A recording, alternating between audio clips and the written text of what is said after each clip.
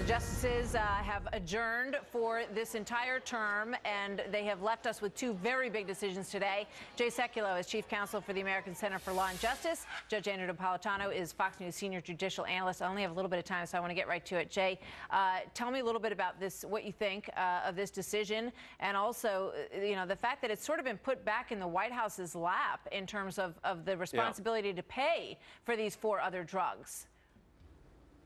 Well, I think, number one, no one should be saying that this is a narrow decision. Justice Ginsburg says it's startling in its scope. Now, I think the startling may be an overstatement, but the fact of the matter is the court applied the Religious Freedom Restoration Act and said these closely held companies have those rights to religious freedom under the act. And that's number one, very significant. Number two, I think what the court recognized as far as there were exemptions given by the Obama administration to all sorts of organizations, from labor unions to others. So to deny it to closely held companies that happen to have religious convictions was, in the majority of the court's view, not proper. And I think the court not only did it get it right. I've got 7 cases pending this, and 2 at the Supreme Court right now that'll now be ruled in our favor. So we're thrilled with this. I think this is a huge decision, Martha, and I don't think anybody should be selling it short simply because it didn't reach the issue of First Amendment freedoms. Yeah. Whenever you have a statute, the court always goes to the statute first. Good point. That's what they did here. About the Great other decision. exemptions that have been given for lots of reasons, and that you feel these people deserve it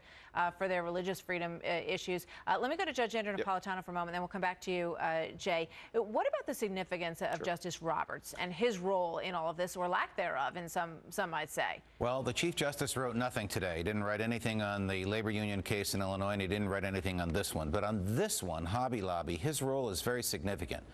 There he is on the screen. The Chief Justice of the United States Supreme Court wrote the majority opinion upholding the constitutionality of Obamacare. For him to join the majority today, striking down the contraceptive mandate for closely held corporations, which, by the way, also means striking it down for sole proprietorships and nonprofits as well, is very, very telling. It's a little mysterious why we didn't get an explanation from him, but it's very telling. He's saying in his own mind, when he signed off on this 2 years ago, he didn't sign off on this part of it. He got a lot of heat from conservatives for that, Jay. Your thoughts on the fact that Justice Roberts has said nothing? Jay Sekulow?